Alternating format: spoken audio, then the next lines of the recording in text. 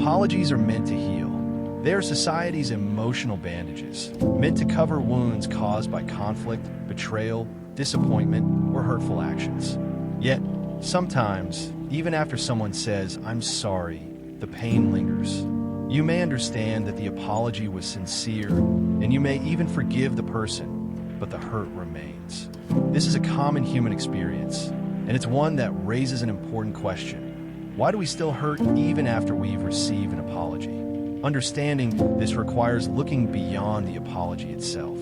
It involves examining how emotional wounds form, the psychological impact of trust and betrayal, the nature of healing, and the reasons why certain injuries run deeper than words can mend. This essay explores the emotional and psychological reasons why pain can persist after an apology, even a sincere one. 1. The depth of the emotional wound.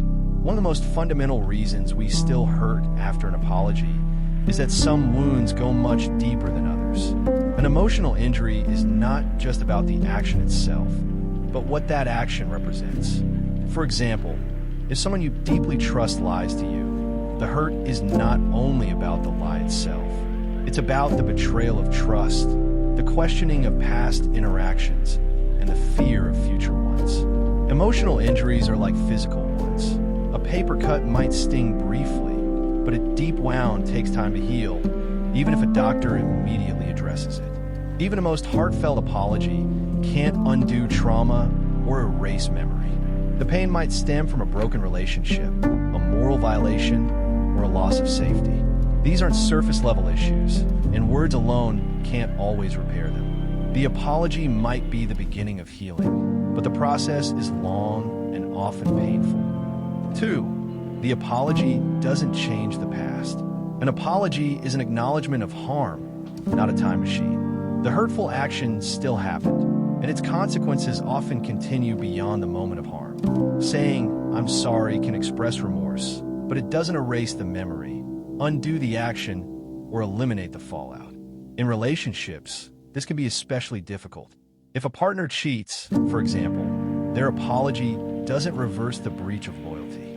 It doesn't stop your mind from replaying the betrayal or prevent you from questioning your own worth. In these cases, the apology may bring validation or recognition of wrongdoing, but not peace. People sometimes expect apologies to act like magic erasers. Once spoken, everything should return to normal. But the past is immovable. Emotional pain is a natural response to what happened, and it needs to be respected, not rushed away with an "I'm sorry." 3. Trust takes time to rebuild. Many painful situations involve a loss of trust. Trust is foundational in all kinds of relationships: romantic, familial, professional, or platonic. When someone breaks that trust, it creates a psychological fracture that can take months or even years to heal. Even if the person sincerely regrets their actions and vows never to repeat them, your brain doesn't instantly revert to a state of safety. In fact, your brain is wired to protect you. After being hurt, it becomes cautious, even hypervigilant. You may overanalyze the person's actions, second-guess their motives, and struggle to believe their words. This isn't about being unforgiving. It's about the biology of emotional safety. Rebuilding trust requires consistent action over time. It requires proof, not just promises. An apology may plant the seed, but without ongoing effort, the tree of trust won't grow. For apologies can feel incomplete or self-serving. Not all apologies are created equal. Some are rushed, some shift blame, some are delivered with more concern for the apologizer's guilt than the recipient's pain. A genuine apology should include acknowledgement of the specific harm done, ownership without excuses, expression of remorse, commitment to change, willingness to make amends. When any of these components are missing, the apology may feel hollow. You might still hurt because you don't feel seen or validated. You might question whether the person truly understands the depth of your pain. For example, a friend who says, "I'm sorry if you were hurt," instead of "I'm sorry I hurt you," may come across as dismissive. The former focuses on your reaction, not their action. In such cases, the apology may feel more like a performance than an act of healing, and the 5. Forgiveness doesn't equal healing. Many people confuse forgiveness with healing. They believe that once they've forgiven someone, the emotional pain should vanish. But forgiveness is a choice, sometimes a one-time decision, sometimes a daily effort, while healing is a process. You can forgive someone and still feel hurt. This is not a contradiction. It's a reflection of the complex nature of human emotions. Forgiveness may bring peace with the person who hurt you, but it doesn't necessarily bring peace within yourself, at least not immediately. Additionally, some people feel pressure to forgive too soon, especially in families, religious communities, or tight-knit social circles. When forgiveness is rushed or forced, it can short-circuit the healing process and leave the wound festering beneath the surface. 6. The pain touches deeper wounds.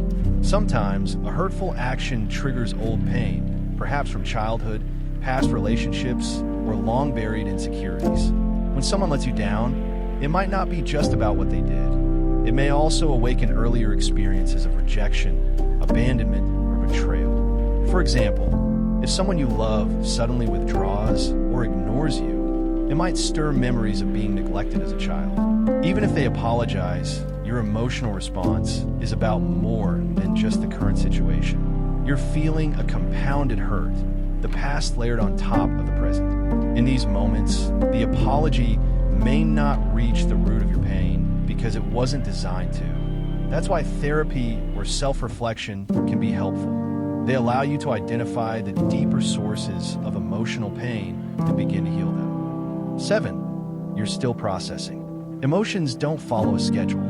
Just because someone apologized doesn't mean you're ready to move on. Grief, betrayal, anger, sadness, disappointment, all of these emotions need to be processed. Sometimes, people hurt you at a moment when you're already emotionally vulnerable or overwhelmed. In such cases, it may take time to even understand what you're feeling, let alone what you need to heal. Processing involves reflection, sometimes journaling, conversations with trusted friends or therapists, and self-compassion. It involves giving yourself permission to feel, even if others think you should be over it by now. 8. The relationship has changed. Another reason it still hurts is that the relationship may never be the same. Even with an apology, you might realize that your sense of safety, openness, or connection has been altered. This shift can bring grief. It's the loss of what the relationship once was, or what you believed it to be. Apologies may help maintain the relationship, but they can't restore its innocence. There's often a quiet mourning involved when we realize something we once treasured has been changed permanently. Sometimes, healing includes learning to accept a new normal in a relationship. That can be painful, even when it's necessary. 9. You may not feel ready to forgive. It's okay to not be ready to forgive, even if the apology seems sincere. Forgiveness is a personal journey and can't be rushed. If someone truly cares, they will respect your timeline rather than demand your closure. You might need time to rebuild your sense of self, your boundaries, or your confidence. You might need space to decide what kind of relationship, if any, you want with the person going forward. Some people confuse forgiveness with reconciliation, but they're not the same. You can forgive someone without inviting them back into your life. You can accept an apology without erasing consequences. 10. Healing is nonlinear. Lastly, healing is not a straight path. One day you may feel like you've moved on, and the next, you find yourself crying over the same pain. This doesn't mean the apology failed. It just means you're human. Emotional recovery involves ups and downs. Anniversaries, reminders, or even unrelated stress can reopen emotional wounds. Don't judge yourself for continuing to feel. Pain is your body's way of signaling that something matters and something needs care. Conclusion: they apologized, but it still hurts is not a sign of weakness, unforgiveness, or stubbornness. It's a sign of depth. It means the experience mattered.